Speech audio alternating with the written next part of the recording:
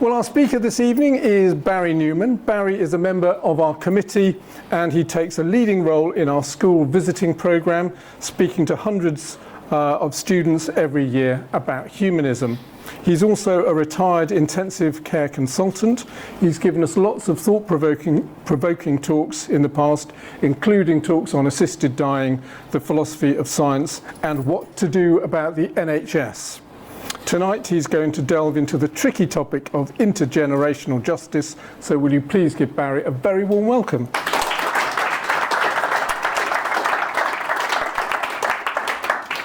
Well, thank you for giving me this platform to talk about something that I find interesting, and I thought everybody else was going to find quite boring. I was expecting half a dozen people here. So obviously you don't find it boring, and hopefully not by the end of the talk. Most importantly, this is not a lecture, it's a discussion. I don't hold myself to be greatly knowledgeable about this, but it is a matter of identifying questions, identifying areas that are uncertain, and then putting them out to you. So there should be, I hope, quite a lot of back and forth in this, and don't feel shy about sticking your hand up and challenging me or giving an opinion, because that's what it's all about. So, onwards and upwards. Let's start off with a useful analogy for intergenerational justice. Let's try and unpick this rather clumsy phrase.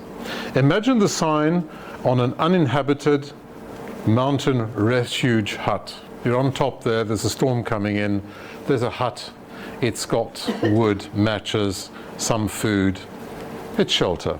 And over the mantelpiece, shall we say, there's a sign that could say, please leave the premises clean. Not the premise, the premises. Let's get that right. Or please leave the premises as clean as you would have liked to find it on arrival. Or please leave the premises as it was when you arrived, in better condition than you found it. Or just use it, somebody else will clean up the mess. Okay, so there are a variety of options, and each of these embodies an approach to intergenerational justice, what we think we owe to those who will come after us. That's a framework. So let's decide what we're talking about by intergenerational justice, and then pick it apart, see what it's made of. So one statement, definition if you like, of what intergenerational justice is a form of distributive justice concerning the capital of well-being which is owed by one generation to another. And each of those underlined words or phrases we're going to come back to and have a look at what they mean. Justice can be described as fairness or a balance in human affairs. The capital of well-being, what could that be? What is it?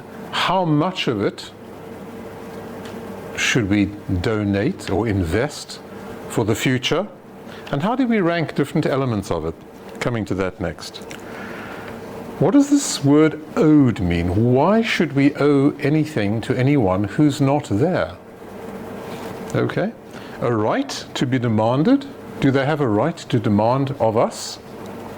Or do we have a duty that we owe them, whoever they may be? And when we talk about generations, who exactly are we talking about? Are we talking about the generations that are alive, the children, the young people, the older people, the very old people? Are we talking about the people that are dead? What do we owe them? What do they owe us? Or the people who are yet to be born? What are we talking about? Who owes who what? That's the underlying theme of the talk.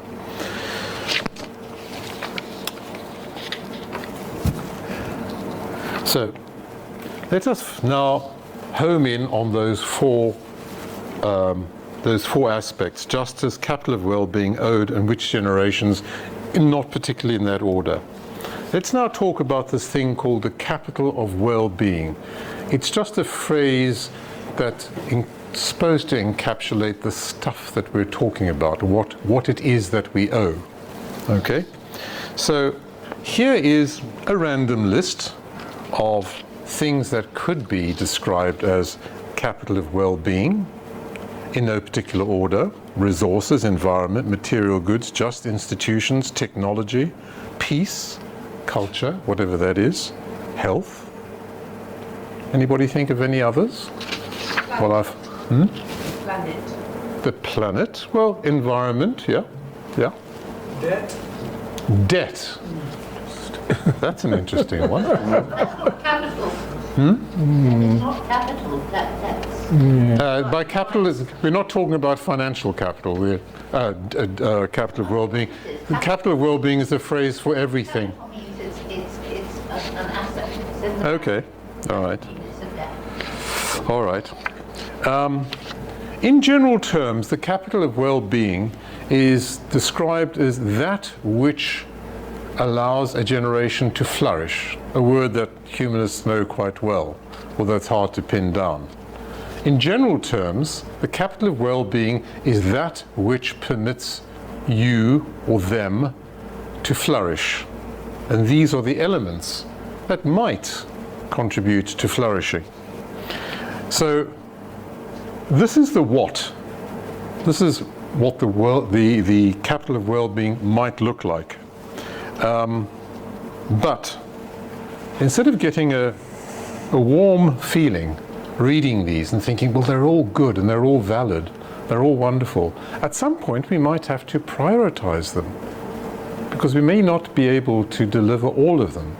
So would anybody like to have a go at prioritizing elements of the capital of well-being, things that we owe another coming generation? We'll get on to which generation later, but for the time being, let's just talk about the generations to come. Which do you think are the most important, and why? Natural resources. Okay, let's have it from somebody else. Peace. Peace. Because war kills people, and if you don't have the next generation, it can't possibly happen, can it? Yes. This is surely got some So that's a view. Yes. I think the environment. Yeah, if you screw the planet up too badly, then the outlook is very grim. Yes. Anybody else want to prioritize their number one? Democracy, because if you haven't got a plan of attack, you can't then proceed with all the others. We've got democracy. Yes. Can you really have peace without all the other things? Good point. Yes, they are. They are. So I don't quite see you can just have peace. Okay. Okay. So you want peace and everything else? Well, no, I don't think you can have peace without like environment or culture or definitely resources. You're not going to have peace. Okay. So you regard peace as a result of other things. Okay. Peter. I was going to say, kill the violent to get peace. Pardon? Kill the violent. Kill the violent will get peace. Okay. So the capital of well-being is killing off violent people to create peace for future generations. It's a very novel idea. Okay. It's been tried several times. Sorry, at the back? Emotional intelligence, would that come under peace, or would I don't know. You tell me. separate? I think what we're establishing here is that we have no immediate agreement on what the most important aspect of this capital of well-being is. And that's pretty well expected. Everyone's going to pin their colors to a different mast. So when we talk about the capital of well-being and what we owe future generations, there's immediate divergence, isn't there, even in this room, on what is most important. And there we come to one of the first of many conundrums. What's most important? What would each and every one of you value most highly to hand on, if you felt you had to hand anything on? Okay. So, Questions over there? yes. I think the most valuable thing is love. Okay, we can put that over there as well, Because without that, because all you need is love. peace or anything. Yes, true, true. Good. Right. So, now let's Somebody go. else? Oh, Sally wants this, yeah. Sally.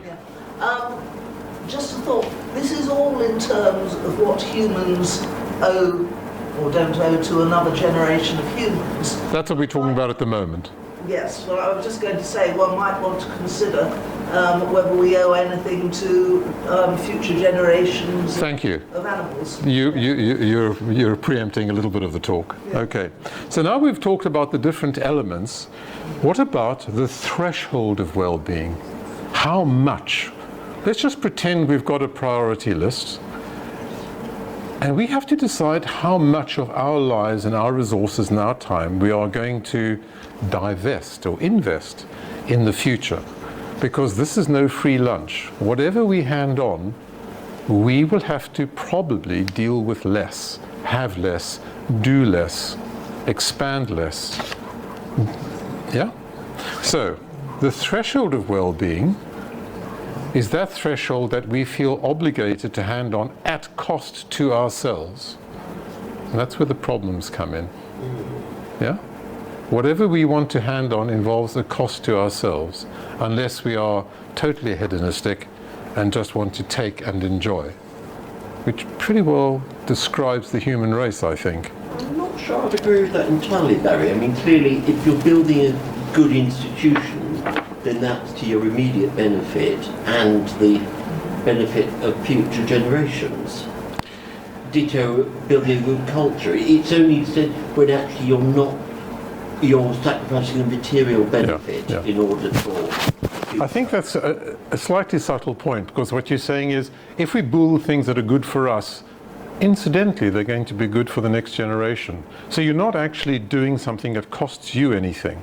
I'm talking about doing things that actually cost you something for a future generation, not an incidental benefit to future generations. There's nothing to talk about then. Sacrifice then. Yes, we're talking about it. Yes, we are talking about a degree of sacrifice. Now, if you do something that's good for you and it happens to be good for a future generation, there's no sacrifice involved. But extracting less resource from the environment does involve a sacrifice. Yeah, one car instead of two, a bicycle instead of a car, etc., etc. Okay, so should the capital of well-being be, back to our refuge hut, should the capital of well-being be an equivalent or greater or less amount to the one inherited? Do you feel obliged to give more, the same, or less to your future generation? Yes. I don't think that the generations go on in such a regular pattern. Yes. Because it seems to me that if you look back at, well, I'm in my 80s, so how my parents were with their parents, how my grandparents were with their grandparents. Life was a lot more difficult for them the further back you go. They tended to be very influenced, and to a longer part of their life they did as their parents hoped they would do. So there's, in a way, it wasn't difficult for the parents to hand over all these things to their children. Yes. Because they would be married and so on before ever they were independent enough to... Yes. I think we need to define who future generations are. Yes, we will. I will be prepared to make a lot of sacrifices for my children and my grandchildren. Yes. Than I would be to, you know... Yeah, can I hold that one, because you're a bit ahead of me. We'll get there. No, it's pretty obvious, but we'll get there. So I'm just going to parachute a little bit of obscure philosophy into this talk.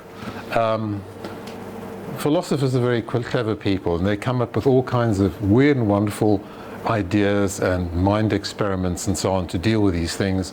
You can take a view as to whether they are simply entertaining themselves or making a positive contribution. But here we have Rawls, the famous Rawls, coming up with what I think was his contribution. Please correct me if I'm wrong. I've got two professionals sitting on my right here marking my homework. The sufficientarian principle for establishing the scale of duty. So Rawls came up with something called a just savings principle.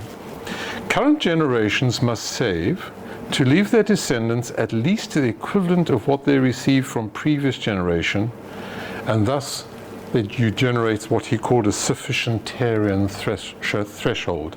What is sufficient is what you got from the previous generation, and that is the least that you should hand on, and that is the duty that you're under. I'm sure he built a very coherent case, which I'm not going to present to you. But this is an approach to, shall we say, a fairly academic or analytical approach to how much you should give, and then given a rather fancy name. He simply pinned his colors to a sufficient amount as what you received. Is that enough? Something that you can create. I don't get that. Sorry, say again? I said, what if you received very little material? Good point. And Yes. you can receive an education. You can Yeah. receive the wherewithal to create your Yeah. own life.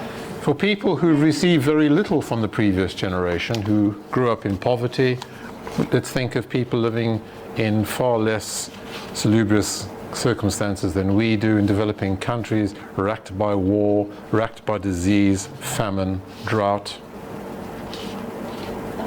Are they expected just to give their children pretty well what they got, or more? If you don't give the children a proper education that teaches... Sorry, can I just stop you there? We can't. Yes, I know, but we can't just have a two-way dialogue. It's a big room. Is it sufficient to simply give what you got? We got a lot sitting around this room, I think it's fair to assume, but many do not. I'd say times are very different from sort of my generation, my parents' generation, where there was, if you're just talking materially, there were opportunities to sort of get on in life and buy a house and accumulate, whereas even now, these days, you just can hear from everybody how difficult it is to have the equivalent kind of life now, and then it's really only people who can afford to help their children out. Yeah, so we live in a society where you're not giving the next generation enough if they cannot aspire to what you received. But transplant that into sub-Saharan Africa. But then I'd say the bigger argument here is the culture you hand on, because the culture will determine what the next generation does. If you hand on a culture of the fact it's actually good to give and it's good to support people, then a lot of the things on that capital of well-being will come up accordingly. If you hand on a culture of like, it's everything for themselves, then maybe not. What about a culture that is addicted to more, as we are? Are you pro or anti-capitalism? Does it mean that you owe the next generation more than what you had? That your children must have more than what you had of all these goods? It's an aspiration. Is it an appropriate aspiration? Yes. A culture in which everybody wants more means that they believe they lack right now, that they're living in a state of want, isn't it? And the whole teachings are that if we can see and be grateful for what we have, we build more. But if we have a state of lack, it is taken away. To him who hath shall more be given, to him who hath not, it shall be taken away. I think we can all... Yeah. People get into debt because they want more. Yes, I agree. I think it's fair to say that our culture is one of expecting more. Is that reasonable to assume? Yes. Simon. Okay, so I was going to say that for most of us, compared to when we grew up, our lives are fantastically more cushy. Yes. Because the Amazon man brings whatever we wish for. You know, he fulfills you. He fulfills you. I was going to say, to this, you know, we owe this really to science and technology and fantastic breakthroughs, but we're kind of aware that for people financially at the bottom of the scale, they just have to watch through a window while they struggle to. I think you're saying it's societies. So it's not you know. So the amount of resources different people have in our society is tremendously important as to what has this generation achieved. Yes, I think when we're talking about intergenerational justice, you can constrain yourself to you, your children, and your own socioeconomic levels, stratum. But I think I'm trying to talk about it in a much more general sense. I would like my children to have more than I had, but why should they? There are people who started off with far less and have a much greater journey to go. So on a micro level, the inequalities make this whole intergenerational justice thing very difficult, and you get into interesting conversations about inheritance tax and distribution of wealth at death, etc., etc. I didn't mean to go there. Okay, we can do that in the pub. Let's leave. Yes. I mean, in some ways, our children, we are giving them more than we had. Yes. But on the other hand, there are different contents of this more. And if you think of the younger generation today, they got more in some ways if their parents were able to provide it. But on the other hand, they're growing up with tremendous debts, which we didn't have Sure. in our generation. Okay. How on earth are they going to buy somewhere to live? So it's fair to say they haven't got it all. Some things have got worse and some things have got better. That's fair enough. Can I move on? We've discussed at reasonable length the capital of well-being, what it is, how much, who it should go to. That's what we're going to deal with now. To whom does intergenerational justice apply? We're coming back to your point about what do we mean, which generation are we talking about? What are we talking about when we use the word generations? The first point is that there's no agreement on what a generation is. It's anything between 20 and 35 years. It doesn't have a beginning and an end. It's a moving entity. The whole idea of generations, or trying to pin it down, is fairly futile because you're trying to segment something that's constantly moving. Okay? So when we talk about intergenerational justice, it's very, very difficult to know who we're talking about, how we compartmentalize people. How many generations do you think are living?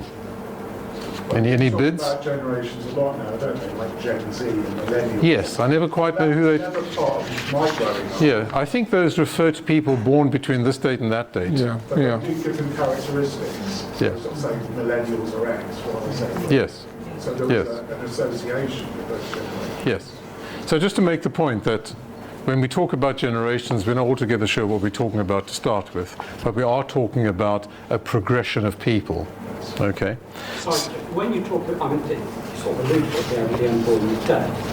Within the current generations, like when I was growing up, it was like as a child or as a young adult, you were supposed to actually respect and pass it in the other direction. It wasn't just about what you leave your children and future generations. It was, you know, my father said he was supposed to work without pay until he was in his 20s on the farm. It was the justice was going in the other direction. Okay. Is that something is that something you're talking about? Yes. You're just talking about in one direction. No. Definitely both directions. I think what you're saying is that your parents owed something to you, but you owe them something back in terms of respect and cooperation and working hard and things like that. So there was a two-way. Yes. Okay.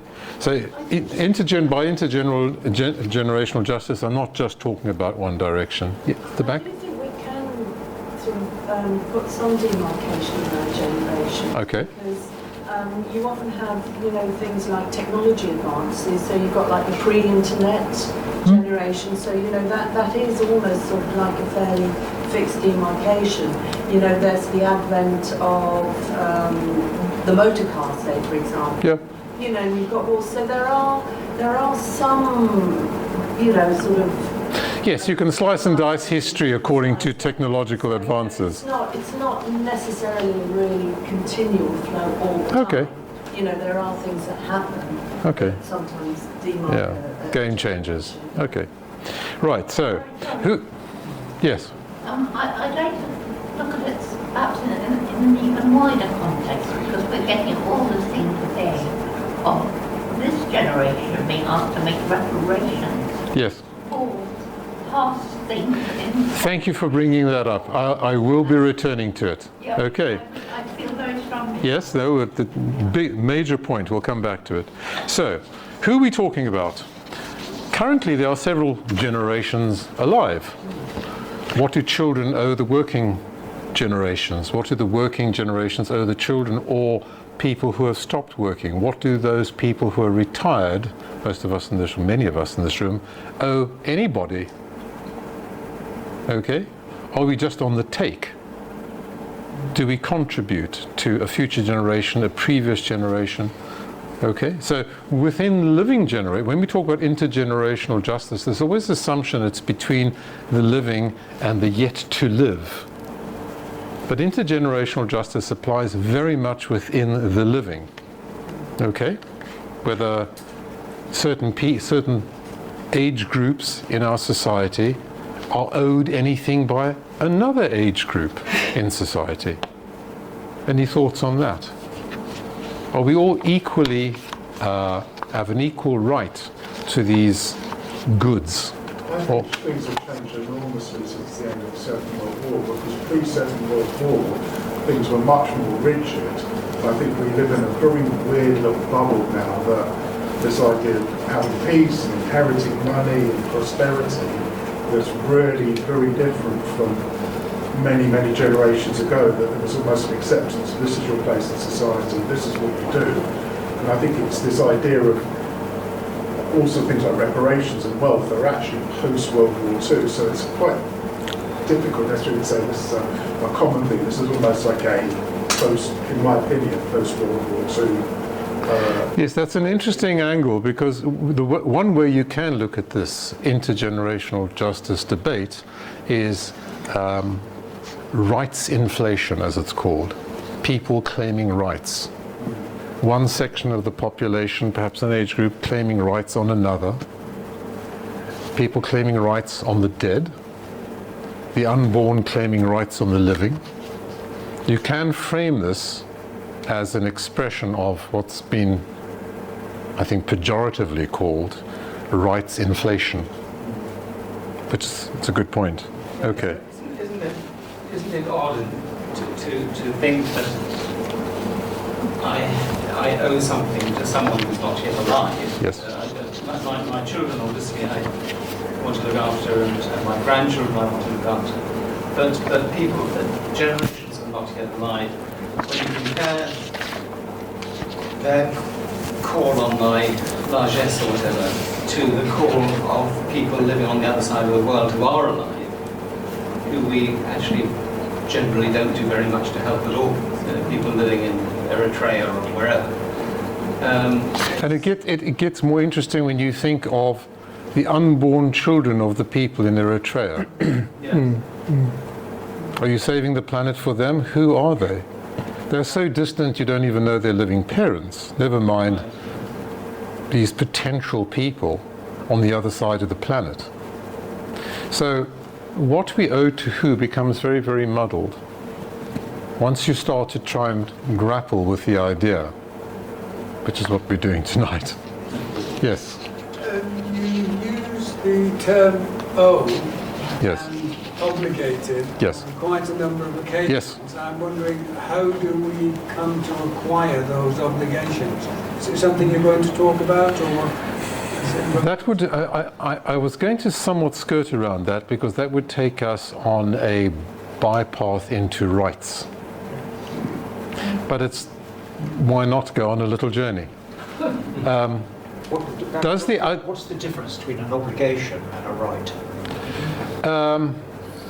I would describe a right as an assumption of a guarantee that somebody else will do something for me, either positively or negatively. So a negative right is my right of non-interference. That's not really what we're talking about here. We're talking about a positive right, which is your right to expect me to do something for you. So if you have a right to healthcare, I have to pay taxes for that. If your children have a right to education, I need to do something about it. So let's just deal with the unborn. Do the unborn have rights so that we, the living, let's just finish this, we, the living, have an obligation or a duty or need to underwrite a guarantee to deliver those rights? Now, rights are usually framed in terms of reciprocity. I do something for you, you do something for me. There can be no reciprocity with the unliving. not the undead, that's a different story. But the just finish this this train. The problem of rights and duties becomes very, very interesting and difficult when you talk about people who are not born yet, who might have rights but can have no duties. Can you have a right without a duty? No. That's a rhetorical question. No. Yeah. But Sorry, somebody in the front. Sorry, you've not spoken yet. Yes. I'm thinking that it's broader and more complex, and there is different peoples all over the world. And what we all should be thinking of, every generation, everyone, is the benefits, very broad. You mentioned climate, etc. Yeah. For the future generations, of making a much better world, not just in the narrowness of financial things, for instance. I am thinking about perhaps research. My grandfather actually passed away from TB. My father called it, would have the same thing would have happened to him. But by then, there were antibiotics to cure it. So it's such, I think it's a much broader and more complex thing to which we're looking. And climate, I mean, for instance, we're thinking of this summer, the fires that are in Greece, and yet we live Yes. in rain. And I think we should be thinking of a much bigger picture for the benefit of future generations. But the question still comes back. Why? Why do we owe things to people that we'll never know, who may never be born? That's a fundamental question. Sally. Yeah, thinking about that, but also with relation to the third thing which we haven't got to yet, the dead. I was thinking, do things that you owe to people have to be paid to that person? Maybe your debt can be retrieved by paying to someone else, so that maybe I owe something to the Battle of Britain pilots who stopped England from being invaded by the Nazis. Well, but they're dead. I can't, I can't pay them back personally, but I can attempt to ensure that future generations are not tyrannised over or invaded. So would you be in some way paying back the dead by giving something to the unliving, to those not living? I'm thinking, yes. It's an interesting idea. So we'll come on to that. There's a phrase that encapsulates that. I do think that sort of sort of why should we feel obligated to the future in this way, to people we can't see? I would say that, as most of us in this room are Darwinians, that we would accept that we're born with all sorts of impulses of which we're largely unaware to spread our genes, certain mathematical combinations in our genetic makeup. Given that we are driven to allow our genes to propagate and widen, if we completely screw up the present, that will be impossible for them. So that must be that would be one good explanation of the ought to leave the mountain hut reasonably in a good condition. There lies a problem. Thank you for bringing that up. Our circle of empathy gets thinner and thinner the more genetically distant people are from us. That, I think, has been shown in many, many psychological studies. How much do you feel obliged, in a genetic sense, to an unborn Filipino? It's difficult. You owe a lot to your own children, and in fact, therefore, you are prepared to degrade the environment, not you, not directly, one, is prepared to degrade the environment for other people in the interest of promoting your own circle of genetic similarity, your children, your grandchildren, those genetically related to you. And there lies the problem. We want good things for future generations, but when we think of future generations, we're really thinking of our own families. And that's about it. And there lies a problem. This Do you have a question? You've got a quizzical look on your face. No, very good. Well, I mean, it's slightly different for people who don't have children. Yes, I'm talking about in an evolutionary Darwinian sense, not individuals. I'm talking about groups as a principle. Simon. I wonder actually if we're going the wrong way about all this, because we're looking at it in terms of obligations to future or past generations. But if we go back to the mountain hut analogy, we don't have to go that far. We don't have to say, you've got to keep this place nice for future climbers who come in. You can just say, it is wrong to trash your own nest. You just say, it's wrong to rubbish, to make the world, to destroy the world. Why?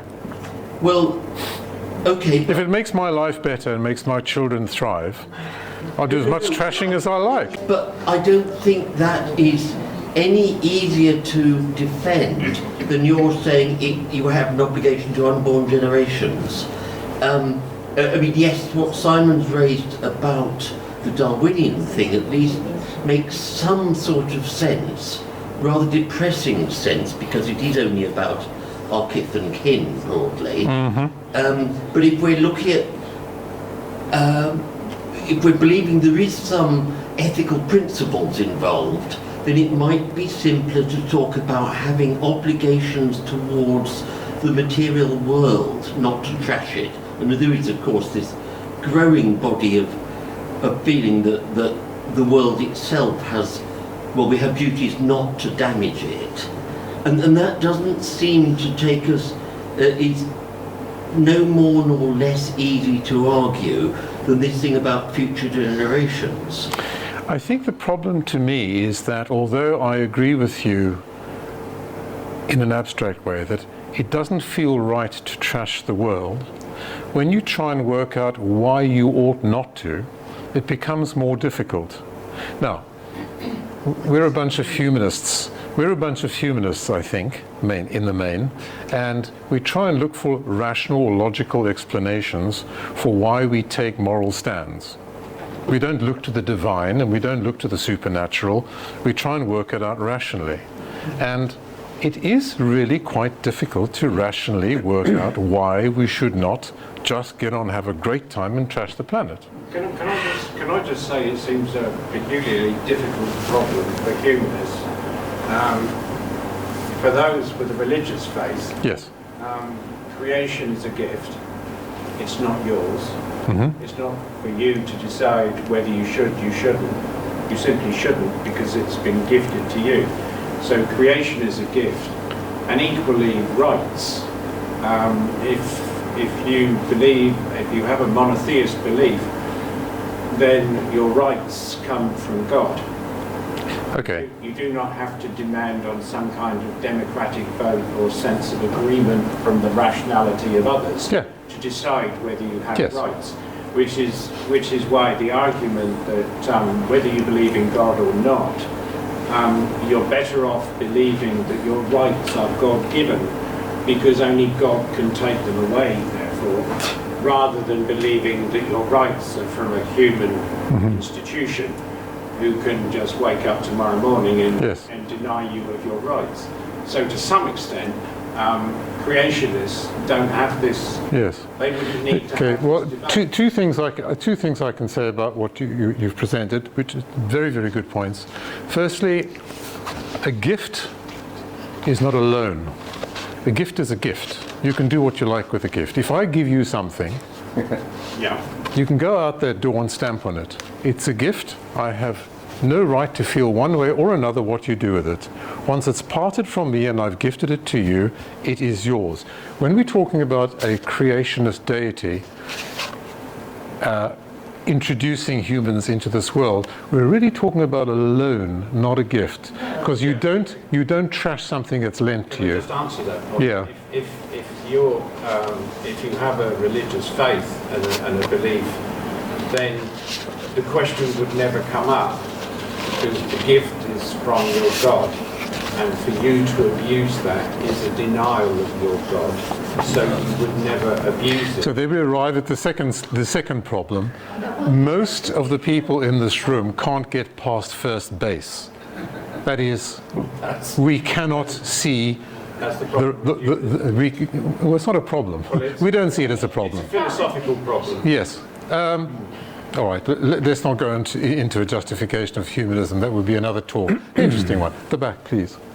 We're Earthlings. We're born on a planet. We're part of the planet. We're part of all the life forms that are on this planet. Our obligation is simply to look after what we're part of. I don't disagree with you. I don't disagree with you for a moment. And I don't think anybody in this room would. But once you try and understand why you should keep that view, I mean, it's an emotive view, it's a very powerful view, it seems self-evident that we should look after the planet. I don't see that it is so much emotive being subjective, it's actually objective to do that. Okay. Because we are part of it. Okay. Putting your own finger on it, you don't. Did you look after rats? Sorry. I think it's important we don't trash the book. You've got to think about things logically. Because if you trash it, then the next person's going to get it. And likewise, the person that was there before, there won't be a hut in the future. They continuously can't destroy it. So you've got to think about things logically from that point of view. And I wouldn't say that you don't care about other people on the other side of the world. If they do something that's going to harm you in future or your children, then that's important. I think you don't want people to suffer. And that's why Live Aid was so popular with people. People did want to give because they didn't want to see starvation happening on the other side of the world. They wouldn't give.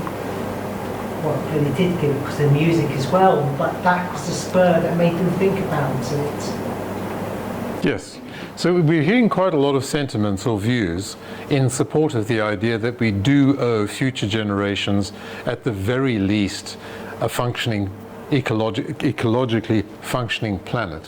And I don't think anybody would disagree with you, and it's actually quite difficult to work out a rational explanation for that deeply held sentiment.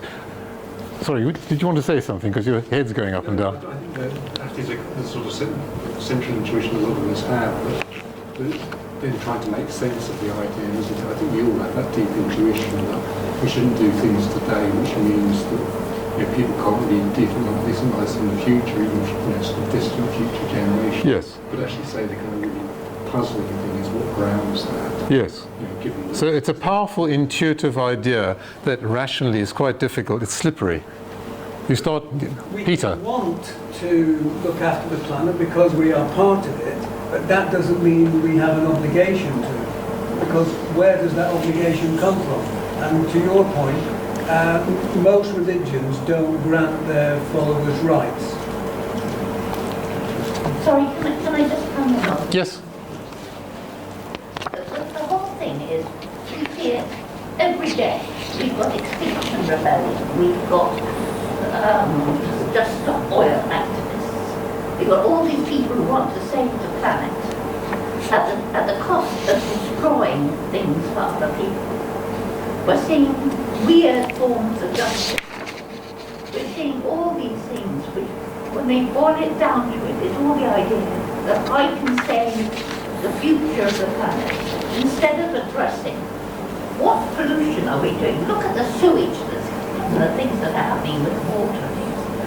We've got this whole generation of people who are taking no responsibility for what they are. Can I pick up on what you're saying and present it in a slightly more formal way? A definition of sustainable development. We want to develop, but we don't want to mess things up. We want to have our cake and we want to eat it. As a definition of sustainable development meets the needs of the present, needs, note, not wants, the needs of the present, without compromising the ability of future generations to meet their own needs. How do we discern needs from wants? Because we're trashing the planet on the basis of wants, not needs. Sustainable development is development that only gives you what you need, not what you want, so that future generations will have what they need, not what they want. What is the history of our species, of remorseless greed, development, wanting more. Yes, it is in our nature, is it not? I was going to say that. I think though we say these things and we believe them, but when it comes down to this, I think nearly all of us are too selfish, really, to do anything about it. Even what we're saying, that's the problem I've got with all of this conversation. Well, I'm glad you said it. I didn't want to say it from up here. Yes. Okay. Just talking about the unborn for a moment and getting back to philosophers. Some philosophers have denied that future people can have rights or just claims, based simply on the fact that they may live in the future. There are people who may be, but they may not be. So how can they have rights? They are not people, they are potential people, they're just an idea. Future generations are just an idea. They may have rights if and when they have lives in the future, but they do not have rights now. Therefore, no duty is owed to them now. So I did preface that by saying this is philosophy talk. Yes. One of the things I wanted to say, Barry, is that, I mean, we are the beneficiaries of thousands of years of humans that have gone before us. None of those humans thought about us here in the 21st century and thought, oh, we'd better make sure that those people in the 21st century have got whatever, we want to leave them. So I think it's almost like an indirect benefit of people living in the present and doing what they can for the world. It's, I don't know, I think we are the beneficiaries, but it's not that they thought in terms of we have a right on what they So we are had. benefiting from their lust for more. Yes. Possibly, Yeah. possibly. All their creativity in the moment in order to provide the goods that they needed, because necessity is the mother of invention. Just to finish the philosophy bit about it, this is called the non-identity problem, apparently, or the paradox of future individuals. Can an act be morally wrong, even if it is not wrong for anyone, as the potentially affected person does not yet exist and may never exist? So the non-identity problem means that that it is not morally wrong to trash the planet, because we're not saving it for anybody who has rights. I don't ascribe to this. I'm just expressing a please stop interrupting. I'm sorry, but Yeah, just hold it there. it's not a problem. There isn't this. Quietly. Right. Let us move on from the unborn to the dead. What do the living owe the dead? Life. Explain. Well, I'm thinking of the greatest generation at the moment. I'm thinking of colonialists who are denigrated today. These are people of their time who did what they thought was right. The morality of the time supported what they were doing. Their views on the superiority of Anglo-Saxons over everybody else was a given. But today, they're dirt. Is that just? Could I just point out perhaps a very obvious point? Please. As it happens, I was born in the Gold Coast, and my father was a colonial administration. There is another side to this. The reason that the population of places like Ghana and Nigeria and all the rest have exploded in the last few generations is, of course, because we provided clean water and so on and so on, knowledge of medicines and so on. So it's not as simple a condemnation as one might think. No, I didn't suggest there aren't several sides to this argument, and the one you're presenting is a sort of popular revisionist view that colonialism was just not all bad. There were good bits to it as well. It's reasonable to point out that that's generally the opinion, which is almost split down the middle. It's a left lefty liberal point of view. It may be, but it's a point of view. It is. I mean, calling it lefty liberal sounds a bit derogatory. It's a view of a substantial part of the population. So what Colston used his money very positively in our country, but made his money through the sugar slave trade, the sugar production through the slave trade. Okay. Does his statue deserve to be thrown in the sea? I think it needs to be contextual. I think throwing a statue in the sea doesn't actually benefit anybody. If you actually then suggested putting a placard up to say, this is what he did, these are the good things he did, these are the bad things he did. I was listening to something the other day, I think it feeds into this, saying there was slavery, but then slavery was abolished, and then actually the British Navy were actively involved in anti-slavery actions to reduce it across the globe. And so it's just, I just think it's too simplistic to kind of, not that you're saying that, but I'm saying it's too simplistic just since we take things out of context. It's like saying, well, that's the whole of history. How far back do you go before Precisely. you cease to exist? When people talk about colonialism, I say, do you mean Homo sapiens and colonizing where the Neanderthals were living? How far do you want to go back?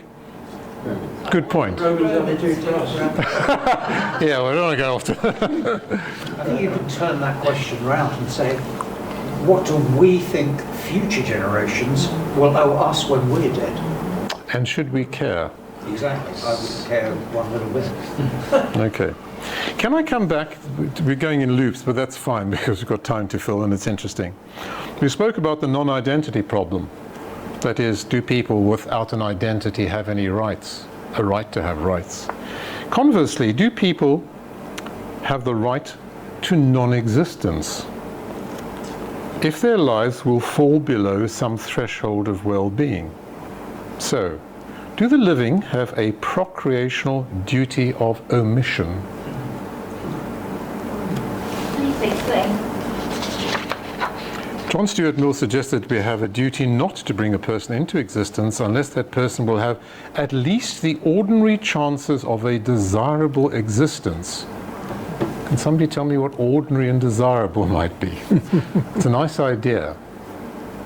But do people who are going to be born into immiserated lives have a right to non-existence? I do hear quite a lot now, people actually saying, I don't have children because this isn't the right planet to be born into. Right. And I mean, some of that's probably special people because they didn't want children, but I've heard it enough times to believe that some people genuinely believe that this is not the right place to be born. And I guess they don't tip the John Stuart Mill definition.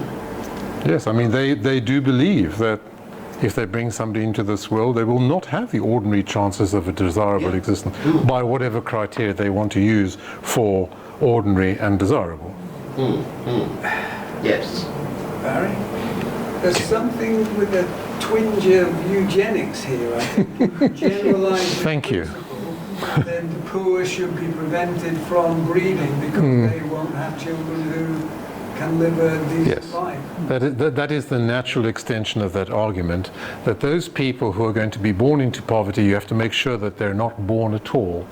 And only the people who are going to be born into nice homes in Poole and Bournemouth have the right to be born. That's a very tricky one at the back.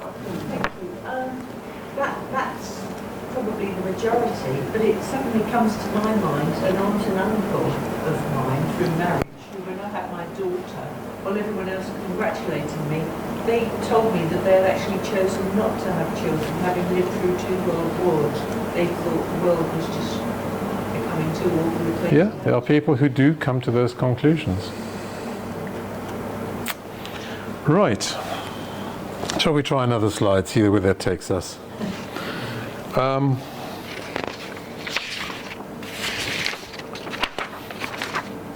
Actually, we've dealt with this. I'm ahead of myself. Yeah?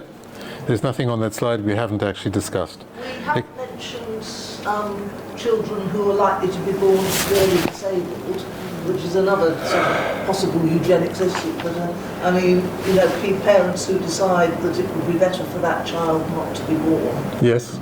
The right to non-existence. The right to that's a different sort of right to non-existence. Very similar. If the child individually. It's just that the timescale's compressed. It's now rather than down the road. But it's a very similar argument, yes. They've actually introduced that in Canada at the moment. The government passed legislation in the last few years that you can go to an official health authority, which is a strange name for it, but it's a health authority, and all you have to do is declare that you're unhappy because you don't think that you can reach a standard of living which leaves you in a sufficient position in society. You simply just can't produce enough wealth. And I think it's $2,361, a very precise amount of money, and they will terminate your life for you. I don't believe a word of that. I've looked at assisted dying very extensively, particularly in Canada where I have relatives, and I do not believe what you're saying. I'm sorry. Well, let's move on. I don't want to talk about assisted dying. I've covered it last year. All right. All right. Justice and reciprocity. So one of the words was in the definition of intergenerational justice was that the current generation owes the next generation the capital of well-being.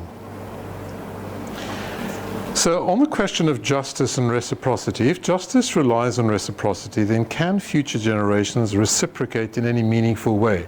Now, this is one of those subjects where you just turn it slightly and you see a slightly different perspective, but you're looking at much the same thing. So if this sounds like repetition from a different perspective, it's because it is. Okay?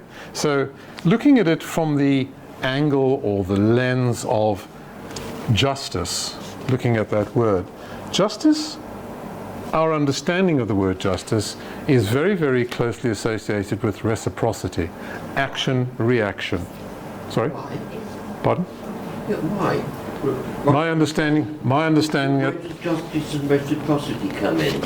If you break the law, yes. Well, is the reciprocity you get banged up because you've broken the law? That's my understanding, yes. Yes, where's the reciprocity there?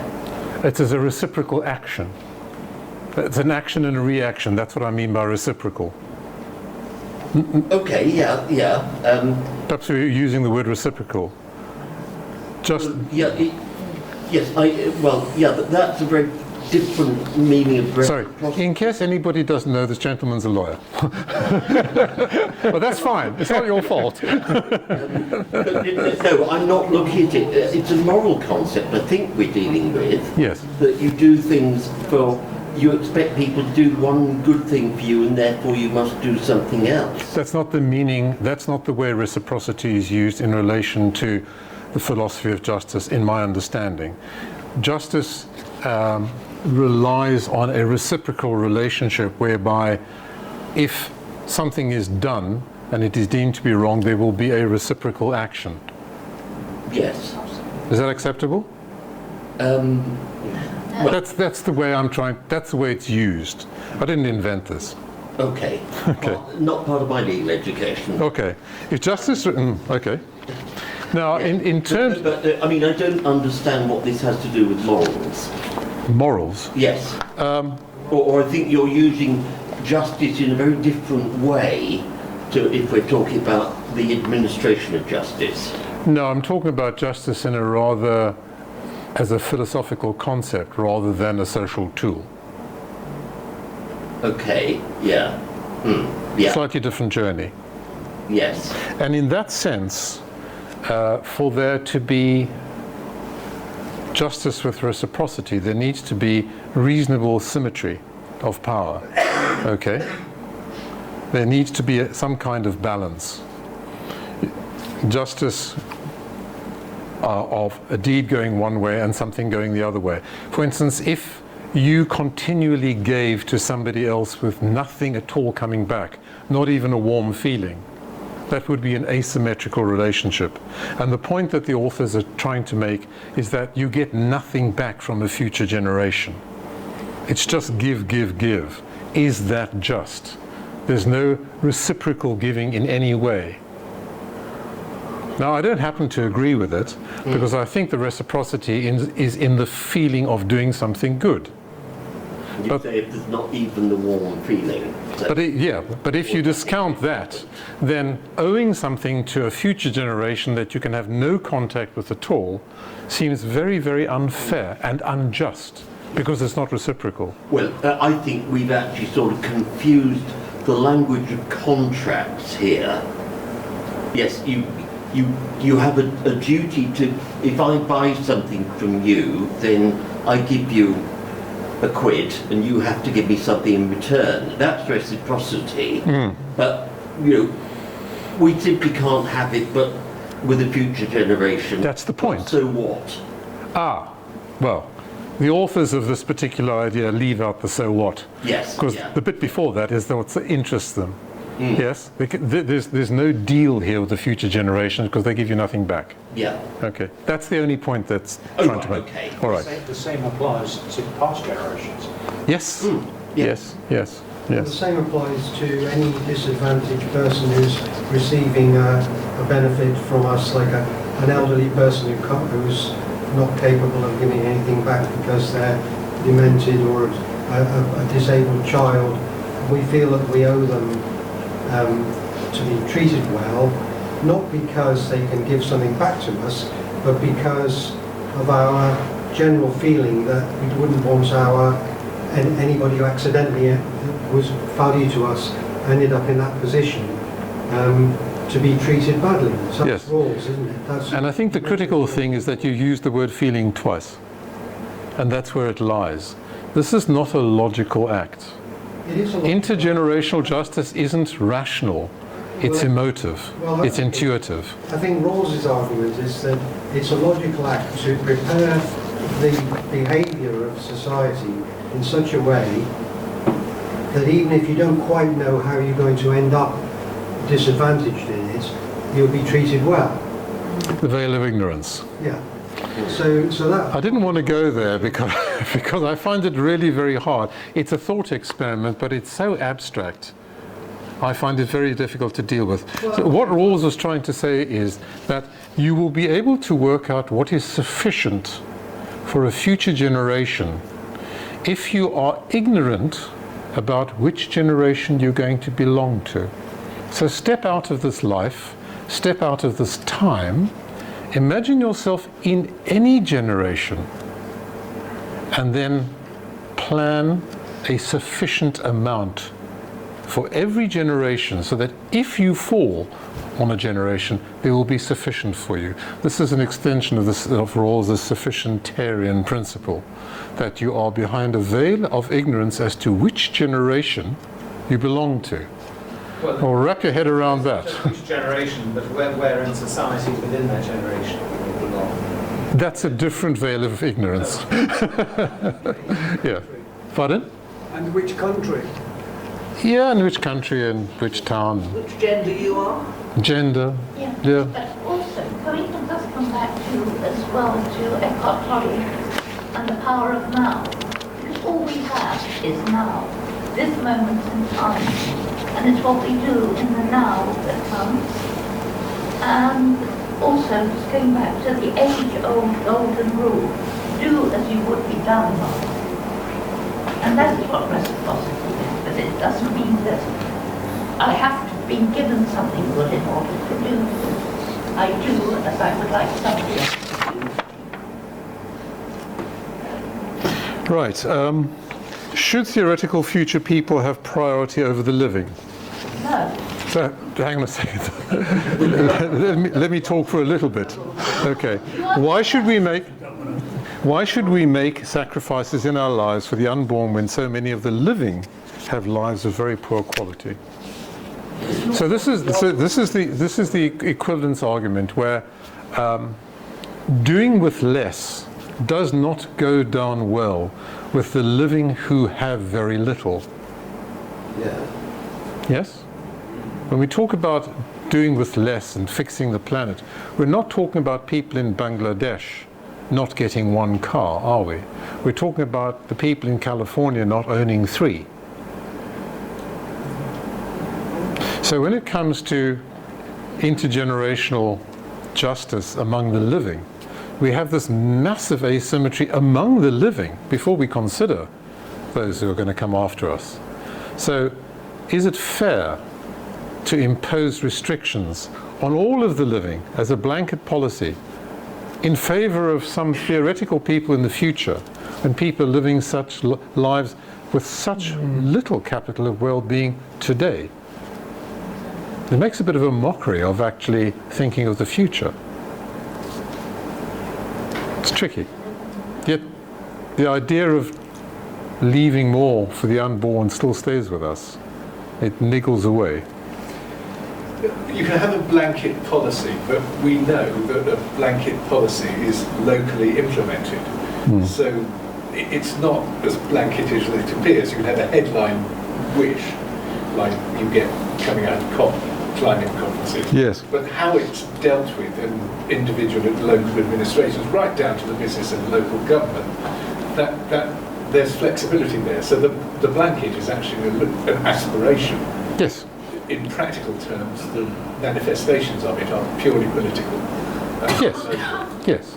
Pragmatic politics governs everything, but we're speaking in the abstract here. We've left politics outside the door. We'll try to anyway. Okay. So we're struggling to rationally justify intergenerational justice, and there are 3 theoretical approaches to doing this. I'm just going to take you on a very, very brief journey through these 3. There's this concept called indirect descending reciprocity, where receiving from a previous generation invokes a duty to give to a future generation. It's a one-way cascade. Remember, we spoke about this directional thing before. It's a one-way cascade of duties and benefits. So one way of viewing this is that you received, therefore you must give. That's the model. Works pretty well, I think, if you ascribe to it.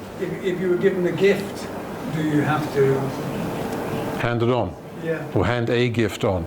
But what for those who don't have much by way of gifts, who lead poor quality lives? They can't give much. They can't give much, no. Perhaps some of what the people who can afford to give. Well, there we get a distributive justice. Yeah. Justification by applying private. Let me just finish these 3. Justification by applying private law. So this is an application of private law to this problem. Okay, as I read it. The environment was not given to you by your parents; it was loaned to you by your children. Yeah. The environment was not given to you by your parents, it is loaned to you by your children. So as a concept, future generations, let me just finish, future generations are loaning you this, but they actually own it. It's an interesting concept. You're ascribing ownership of the environment to the unborn who have lent it to you, and therefore you have an obligation to look after it, because if I lend you my lawnmower, I don't expect you to trash it. I expect to get it back. I mean, the slight, but I think rather simpler concept of private law is the idea of trust, which of course Rawls won't know about because Americans don't have trust. But the idea that a trust, you hold that in trust, actually, notionally you hold it, well, the trust has the owner and the beneficiaries. And you could just say the beneficiaries of, you are the owner, as a trustee rather than for your own benefit. So talking about ownership, it doesn't mean you own it to do what you want to. You own it because you have duties for the beneficiary. So you're a guardian. You're a guardian, yes. There's a whole concept of stewardship that's been very well And that doesn't seem to appear on it. But I suppose it really does fit in the second category. Yes. I'm just presenting 3, if you like, mental constructs of how to deal with this problem. And the third one is justifying intergenerational justice through utilitarianism, where utility, that's the thing that utilitarians are aiming for, however you want to define it, and that's also very deep water, being the aggregate of the greatest good, however defined, accumulated over generations. This is not easy. So the utility is not to one generation, but it's an aggregate over lots of generations. So we should be working for the maximum utility over the span of humanity in time. I don't pretend that's easy or graspable, but that's that's using the tools of utilitarianism to try and arrive at a rational explanation for why we have this sentiment about wanting to look after unknown future generations. And one possible consequence of that might be, as one of our speakers on a Darwin Day a few years ago suggested, that we should procreate as quickly as we can to have as many children as we can, therefore increasing the population, therefore increasing the capacity for utility. Yes. Which is an odd, I'm not suggesting it's wrong. Yes, but there's a fundamental flaw there, of course, yes, because there may be an inverse relationship between the number of people and utility. So you might be just undoing yourself as you're going along. Doesn't sound too smart. Okay. So, is the majority right? And that's why if you only go by majority, you're very unhappy minorities. yes, I think we can all appreciate that democracy has its flaws. Now, in none of my reading did I come across what I've described as the Darwinian elephant in the room, which has been referred to before because we're a bunch of humanists, so we can't leave Darwin alone. So there's a Darwinian element in the room, the evolutionary imperative that we spoke about before to promote one's offspring and maximize their well-being so that they will procreate and project one's genes into the future. We heard that before. But that brings huge problems for current society. That is an is. We recognize that as a scientific fact. That's the way life goes. But it brings problems because this instinctive imperative is weaker with regard to the distantly related. We spoke about the unborn Filipino child, and almost absent towards non-related others. So we have an instinct to look after our own and protect our genes that comes through millions and millions of years, billions of years of evolution. But the problem is that the instinct is poorly adapted to today's environment where, and this is a punchline, promoting one's own might now compromise everyone's future. This instinct that we have to promote our own, those related to us, has geared up. We have the power, the technology to extract, to destroy, to pollute, in the interests of giving our kith and kin the best chance in life, which at the same time is wrecking everybody else's chances. Can I find this sort of Darwinian idea that we're all selfish and only care for only I'm an individual who didn't have my own children, but I brought up stepchildren. Yep. I still have an attachment, I'm going to be careful what I say here, but I still care about other children and yes, the offspring of other people. I still do things in society which I think, it's for my own benefit, my own feeling of good. I get a warm feeling about it. But I just think you could be too narrowly focused on the idea that we're all just focused on our... Yes. Can I just come back and say that's a very common, to my mind, if you don't mind me saying, it's a very common misinterpretation or misunderstanding of Darwinism, which expresses a trend or a trait. Now, a trait can be variably expressed.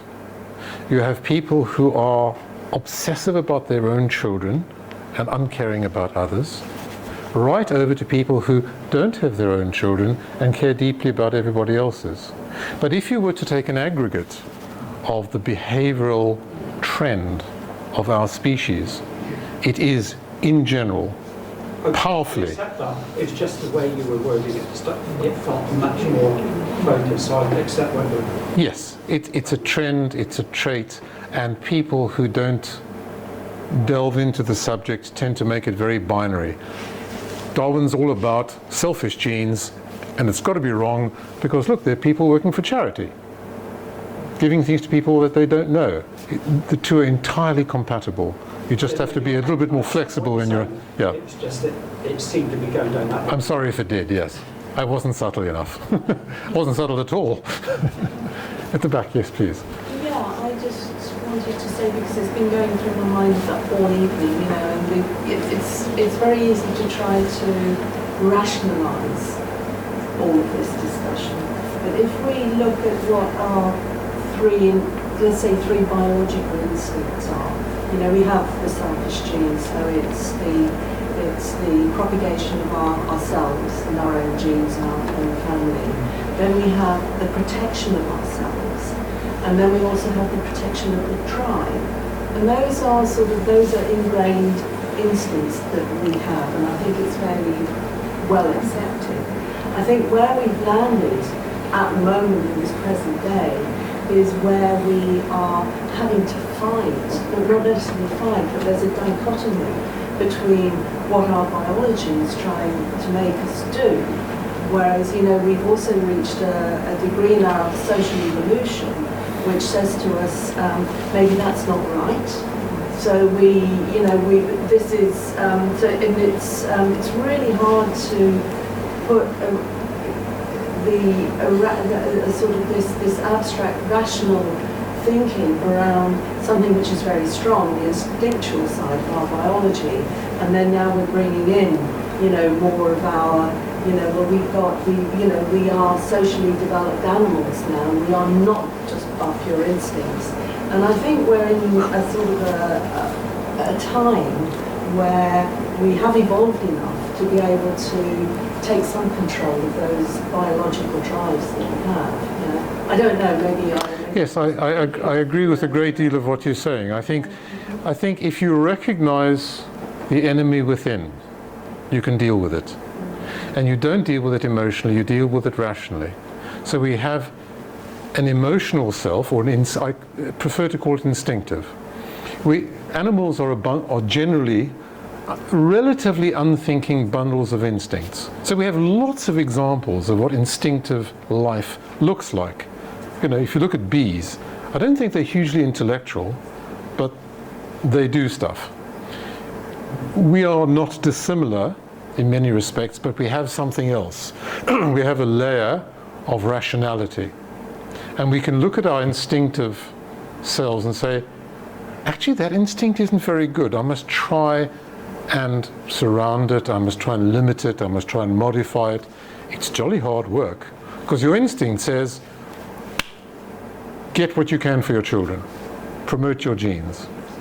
So that to me is a very central message of humanism, is that we've got instincts that we must try and temper with our reason. Deities don't come into it. Okay. Could I come back on this, the impact of Darwinism on this question of why should we owe anything to the future? And my feeling is that you're taking it much too narrowly in terms of that our instincts are driving us to protect our own family and immediate descendants. I think for most of us, it would be a very strong instinct to, if you're presented with the picture of, I am the last man or woman on the planet because we've really screwed it now, so goodbye human race. I think most of us would feel that was a pretty unhappy thing. So, it's clear that, we feel an instinctive common bond with humanity as an ongoing project. But in terms of accepting what Darwin told us, it's that we're here not because there was a God who designed us in his image, but because we've been produced by an absolute mass of life forms, many of them too microscopic for us to have any awareness of, and the principles of evolution working through those many, many different species. And that is nature, that's the natural world. And if you look at the really significant poetry of Wordsworth, for example, the early poetry of Wordsworth, it kind of enables people to understand that most of the best feelings we get in the context of nature, when we can feel a relation to the really grand forms of nature. And divorced from nature, we simply feel less good.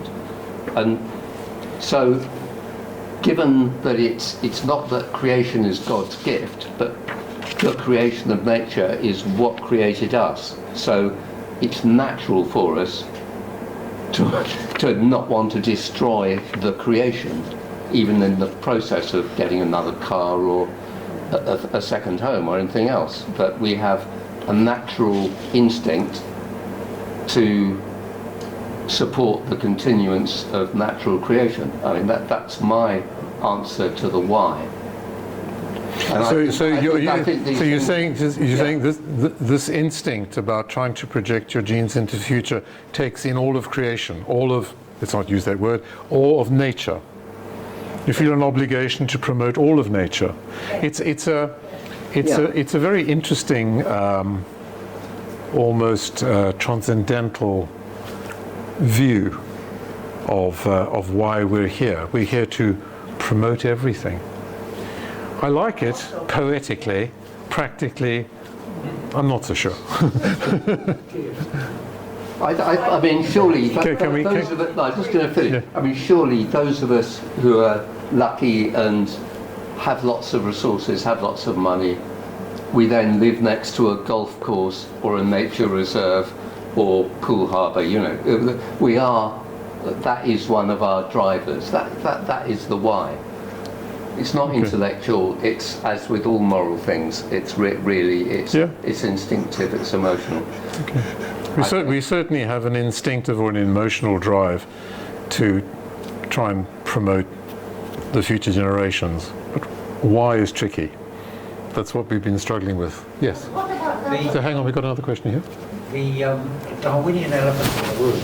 I mean, it used to be that it was a good idea to have lots of children, either because, you know, a long time ago, hundreds of thousands of years ago, it was very problematic about how many of your children would survive. So the more children you had, the better chance you had of passing your genes on. And then we get to the sort of agricultural age, and again, you wanted lots of children to look after the farm, to support you in your old age. I would suggest there might not have been a choice because there wasn't birth control. Yeah, absolutely. Yeah. You might not have wanted all those children, but you jolly well got them.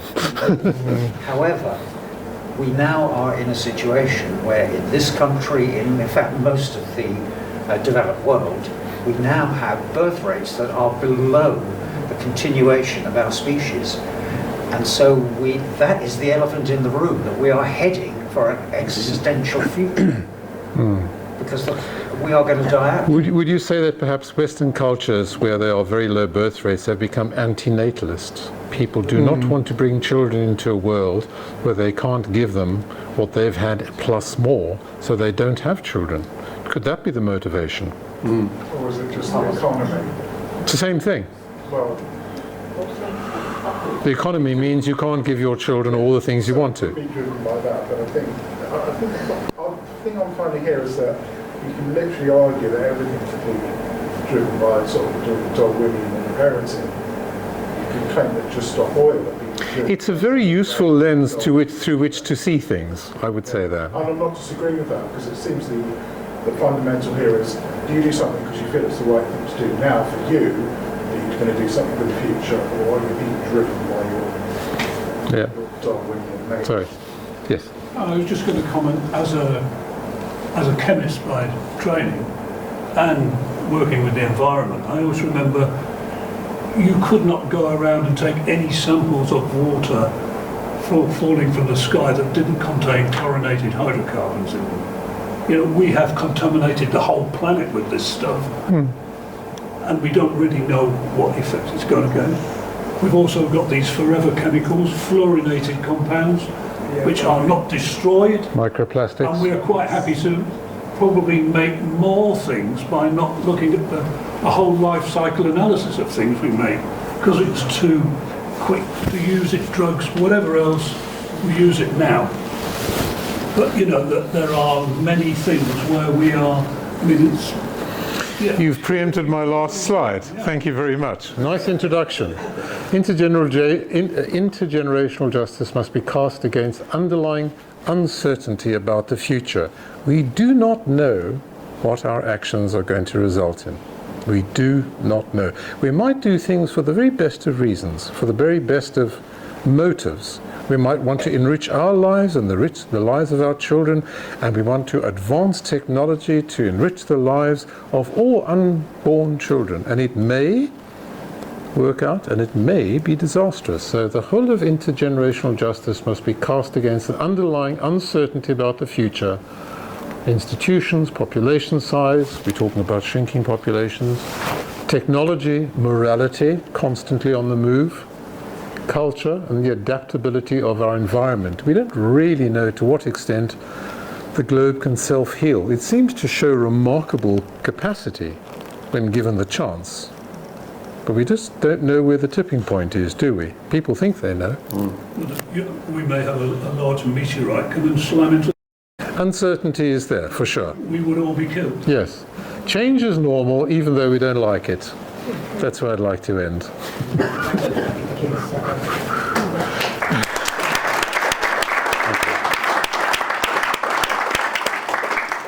We're actually a bit early, so if anybody's got something we want to raise, or we're all washed out from this journey. Yes? A lot of this all seems to come back to population size at the end of it. The amount of resources that are used and the amount of wealth that can be generated and passed on. But nobody wants to talk about sort of slowing down population size. And when you do, it normally gets you into a lot of trouble. But also the religions, the big religions, the monotheistic religions are still encouraging large families, and you know, they're still the most against birth control or any type of population control. Yeah, but they are, as we know, characteristically archaic. Yes, but that's their trademark, being archaic. Yes, but there's a lot of them still. Indeed. You can talk quite rationally as a sort of smallish group, I would say, but the religions don't really outnumber us. Yes. They don't work quite for the planet. Anybody else? Last word? Well, thank you. Oh, yes, we have a last word. Well, you said before about keeping politics out of it. I don't think you can do. You know, what are we going to do? Are we going to have a world government? I can't see how that would work or how we could get there quickly anyway. Can I suggest how we could get a world government? Yeah. An extraterrestrial threat. Your enemy's enemy is your friend. Perhaps that's a good place to stop. Right. I have nothing more useful to add. Thank you very much, Barry. It's been incredibly stimulating. So many different thoughts and contributions from the floor as well. So a few notices, and then we'll try to entice you to the bar. If you, oh sorry, I have got one more question for you, Barry, because this question is from someone who is not currently here, but this is from Roger Mann. Is the need to do better for future generations a good argument for lowering the voting age? After all, children are the future. You don't have to answer that if you don't want to. Any answers? Lowering the voting age? No? Okay. Not the little terrors I know. No enthusiasm for that. Okay.